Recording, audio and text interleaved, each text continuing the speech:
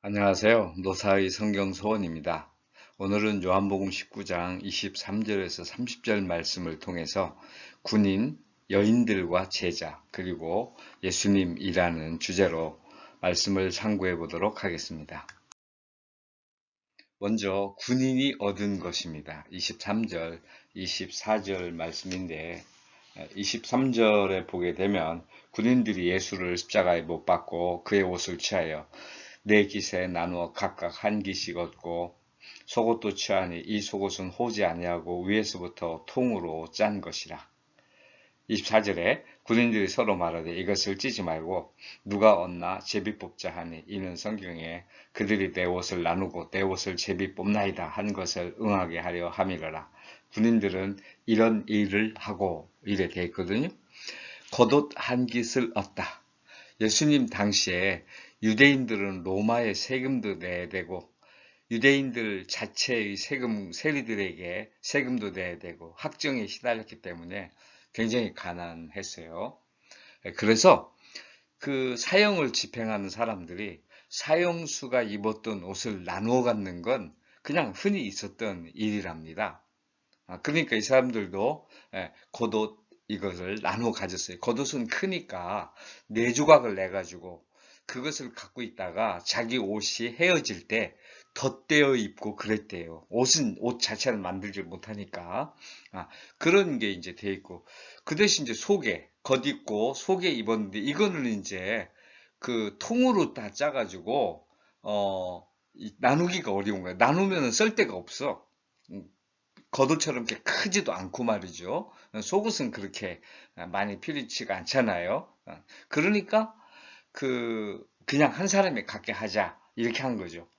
사실은 이것도 그들의 가난으로 말하면 나누어 가져야 할 텐데 이거는 성경이 있는 대로 시편 22편 18절에 내 겉옷을 나누며 속옷을 제비 뽑나이다. 이 말씀 그대로 이루려고 이들이 안 뽑은 거예요. 자기들은 그 병사들은 군인들은 말이죠. 지들의 편익을 위해서 그렇게 한 겁니다. 다 지네끼리 계산한 거예요. 사람의 꾀가 하나님의 어리석음을 이길 수가 없는 거죠. 이 사람들이 꿈에나 내 겉옷을 나누는 속옷을 제비 뽑나이다. 이 말이 이루어지리라는 걸 생각이나 했겠습니까? 제자들이 나중에 성경을 기록하다 보니까 마태, 마가, 누가, 요한 다 기록하다 보니까 쭉 다 연결이 되는 거죠. 후에 깨달은 거죠. 겉옷과 속옷은 여기 지금 있는 거 보면은 예수님이 가지고 있는 재산이 이런 것밖에 없어요. 아마 상황으로 봐서 예수님 어머니인 그 마리아 모친께서 지어주지 않았을까. 주변에 또 헌신하는 여인들이 많았기 때문에 뭐 누가 이 옷을 지어줬는지는 모르겠습니다. 마리아의 어머니 마리아의 너그러움으로 볼 때 아들의 옷을 누가 지어주든지 전혀 신경 쓰지 않았을 것 같아요. 어쨌든지 겉옷과 속옷이 예수님의 재산처럼 돼 있어요. 이거를 나누었어요.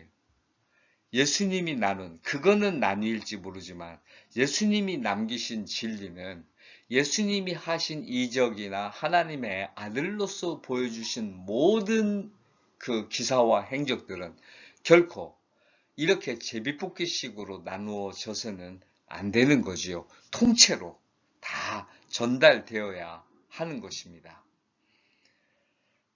이 사람들이 그 말씀을 응하게 했다 한 이거 그들이 제비뽑나이다 한 것을 응하게 하려 함이라 그러는데 우리는 군인이 한 그 일 자체는 말씀이 이루어졌지만 그렇다고 결코 이들이 구원받을 만한 예수님이 지금 30절에 내가 다 이루었다.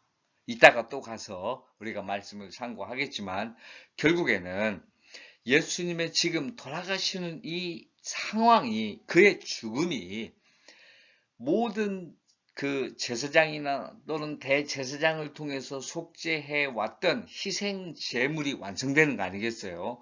구원의 이루어짐이란 말이에요.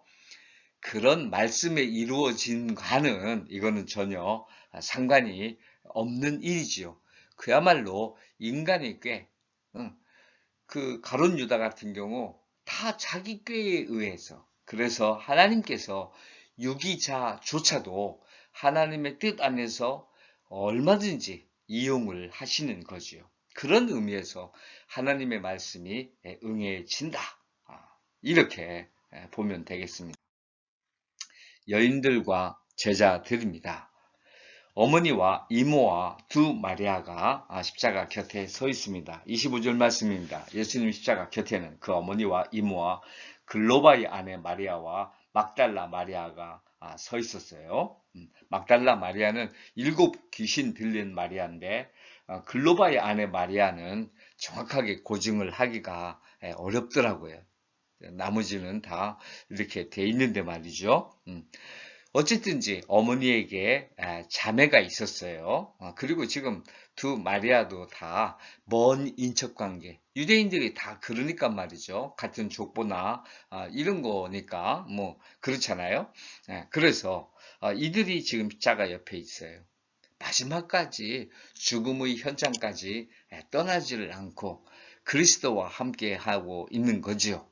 정말로 십자가에서 달려 돌아가시는 그 모습을 본다는 게 너무도 고통스러울 텐데 이들은 거기에 참여했습니다. 지금 이런 장면을 알고 있는 요한도 알고 있는 거죠. 지금 참여하고 있는 거지. 이 현장에 있는 거지. 아마 기록되지 않았어요. 그 현장에 누가 있는지. 그런데 마태나 마가, 누가 이쪽을 보면 다 이 장면을 기록하고 있거든요. 그리고 제3자에서 들은 것처럼 기록하지 않아요. 그러면 제자들 중에 도망간 제자도 있을런지 모르지만 말없이 거기에 숨어서 멀리서나마 보고 있었던 제자들이 있다라고 볼 수 있겠어요. 예수님은 가까이 있는 요한, 사도 요한을 제외하고는 그 어떤 제자를 언급하지 않으셨단 말이죠. 지금 그러면서 이제 25절 보니까 섰는지라 예수께서 자기 어머니와 사랑하시는 제자가 곁에 섰는 것을 보시고 자기 어머니께 말씀하시되 여자여 보소서 아들이니이다. 이때 이 아들은 자기 자신을 가리키는 것 같아요. 육신의 아들 어머니에게 여자여 귀나이케, 이 말은 우리가 그 요한복음 2장을 할 때도 말씀을 드렸습니다. 마리아, 어머니 마리아를 향해서 여자여라고 거기서도 얘기했던 여자여, 이 일이 나와 무슨 상관이 있나이까? 포도도 떨어지는 장면에서 그때 그 얘기했고, 오늘 이 부분에서 여자여 보소서 아들이니이다. 이렇게 나오거든요. 그래서 이때 이제 여자여라는 말은 존칭이다. 여긴 공식적인 자리다. 이렇게 보는 거죠. 여인이여 이런 말로 봐야 하는 거니까요. 그런데 예수님이 육신의 어머니로서 아들의 죽어가는 모습을 보고 있는 어머니. 아마 마태, 마가, 누가, 요한에 요셉의 아버지 요셉에 대해서는 한마디도 없는데 일찍 돌아가신 것 같은데 어쨌든지 현장의 삶, 현세에서의 삶을 전부 주관했고 자녀들을 돌보았던 그런 어머니, 아들의 죽어감을 보고 있는 어머니, 이렇게 여자여라고 예수님이 부를 때 이외에는 마리아가 거의 출연하지 않아요. 어머니에 대한 이야기 기사가 하나도 없어요. 12살 때 예루살렘 성전에 6월절 예배하러 올라가다가 안 보여가지고 그때 찾았다는 그런 대화 이외에는 전부 은밀하게 숨어서 봉사했지. 결코 드러내놓고 나타나지 않는다 이거죠. 예수님이 마지막 육신을 가지고서 이제 이걸 벗으면 마리아에 대하여, 어머니 마리아에 대하여 육신의 사명, 육신으로서 아들의 사명을 벗어버리는데, 벗어지게 되는데 어떻게 할 수가 없잖아요. 그 마지막 순간에 여자여, 이 한마디에는 정말로 엄청난 의미가 담겨 있다. 이렇게 봐야 되겠죠. 우리들에게 우리 각자의 어머니가 그러하시고 여기서 여자라여라고 한 것은 자기 어머니 마리아처럼 신앙생활을 해온 모든 여성에 대한 존칭이다. 이렇게 봐야 한다고 저는 봅니다. 그리고 모든 믿는 자들은 이런 어머니가 계신다면 다 아들이 되는 거지요. 우리의 부모님이든 우리의 신앙의 부모님에게 이렇게 섬겨야 합니다. 지금 이 말이 육신을 지는 아들, 육신을 지는 사람, 아들, 인자임을 증명해 주고 있어요. 우리는 자녀에 대해서 하나님이 당신의 자녀를 사랑하듯 우리 자녀를 사랑하려고 해야 하는 거죠. 사도 요한을 가리켜서 보라 내 어머니라 그랬습니다.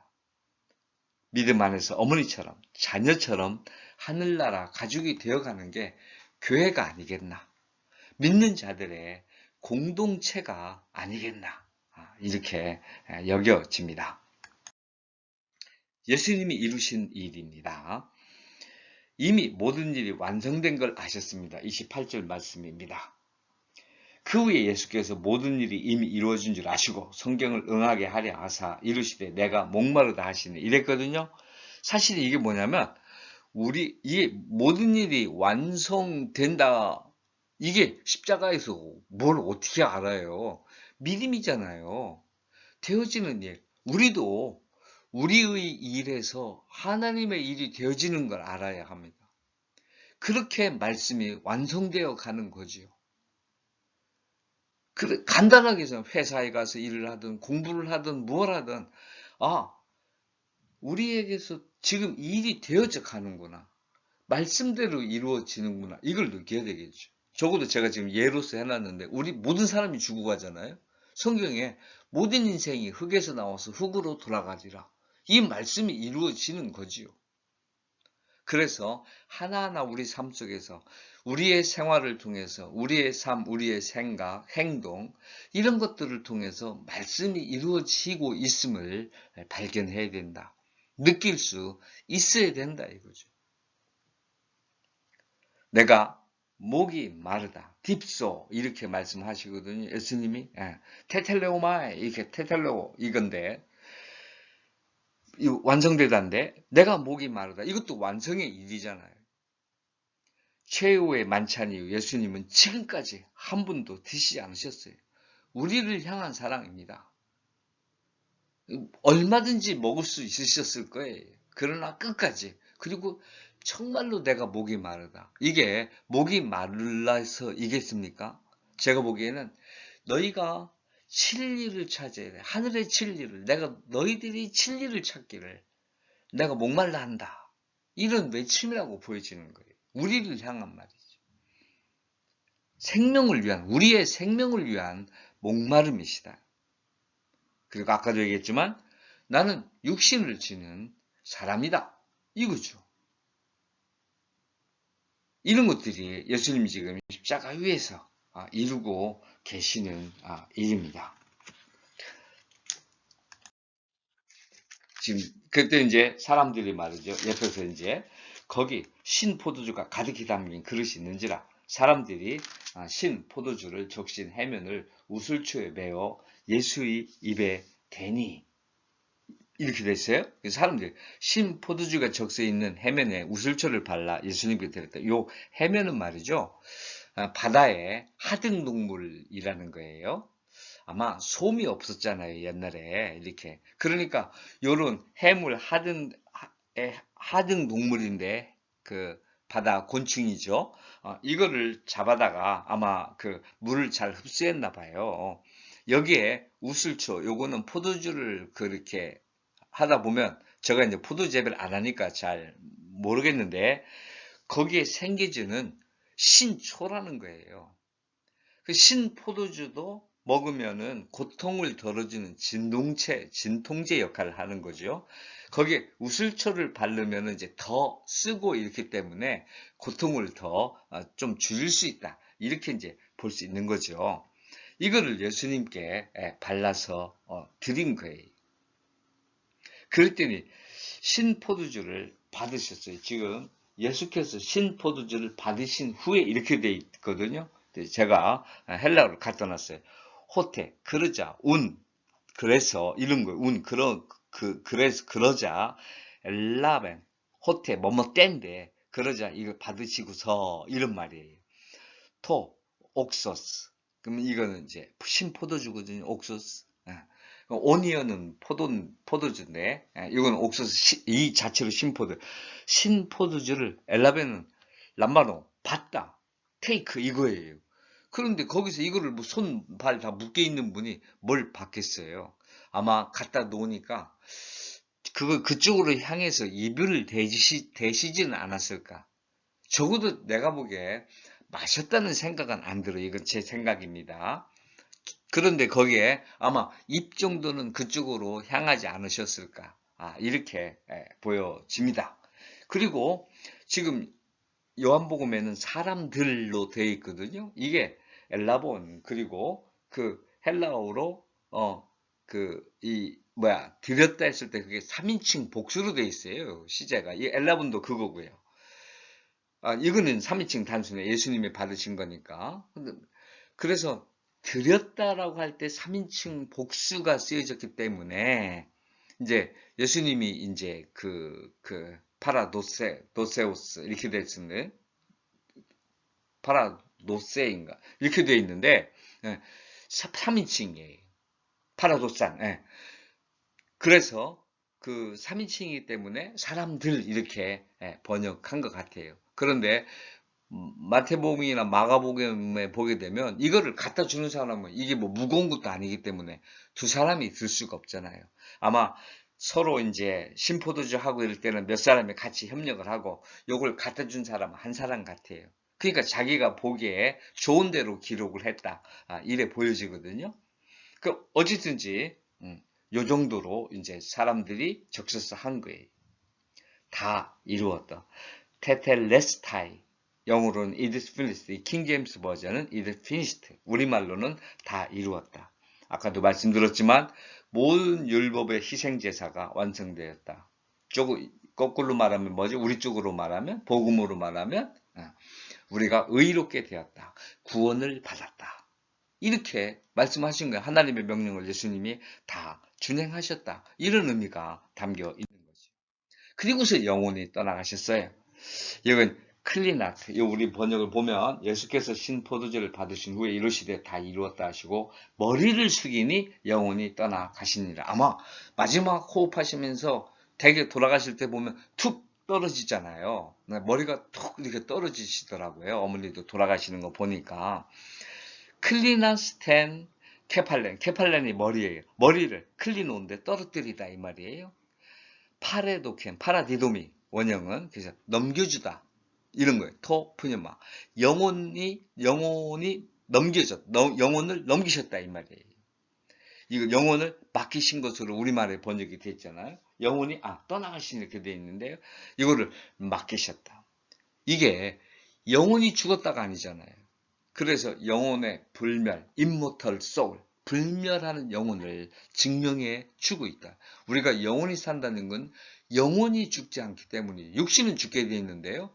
예수님이 부활하시면서 영원한 몸을 가지셨기 때문에 우리 육신의 몸도 부활해서 영원한 몸이 되는 거지요. 그게 어떤 형태를 가질지는 우리 몫이 아니에요. 하나님이 아실 거니까. 우리가 이제 하나님께, 우리가 지금 이거 죽어가는 장면이죠. 우리도 하나님께 우리의 영혼을 보호하도록 맡겨서 약간 좀 제가 의역을 한 게 있는데 육신의 몸으로 부활하여 하늘에 올라가야 한다. 그 전체적인 것은 하나님께 온전히 저도 맡깁니다. 그러나 우리가 죽으면서 끝난다라는가 이런 소리를 예수 믿는 사람은 할 수가 없습니다. 예수님의 머리를 숙이시고 우리와 똑같습니다. 그런데 영혼을 맡기셨어요. 하나님께 맡길 때가 있어요. 우리 마지막 죽음은 이렇게 해야 되는 거지요. 아직 저도 죽음을 뭐 깊이 생각하지는 않으니까 가끔은 생각하지만서도 어쨌든지 이런 마지막 영혼이 떠나는 장면에 예수님이 하신 이 모습을 꼭 기억해야 되겠다. 그리고 정말 감사함으로 우리의 영혼을 하나님께 맡기고 인생으로 가졌던 이 세상 살면서 맡아야 했던 사명, 힘들었던 일들, 감당해야 했던 일들, 즐거웠던 일들, 모든 것을 하나님께 맡기며 우리의 영혼이 편안히 하나님의 품 안으로 돌아가는 그런 마지막이어야겠다. 우리가 오늘 이 본문을 통해서 군인들이 한 일, 여인들과 제자들이 한 일, 예수님이 하신 일을 명확히 생각하면서 여인들과 제자들의 한 일을 중심으로 예수님이 하신 일을 본받아 가야 되겠다. 결코 군인이 한 것처럼 해서는 안 되겠다. 이렇게 생각합니다. 예수님이 이루신 일을 기억하면서 하나님의 일이 완성되는데 되어져 가는 일에 감사하며 느낄 줄 아는 여러분과 제가 되기를 소원합니다. 감사합니다.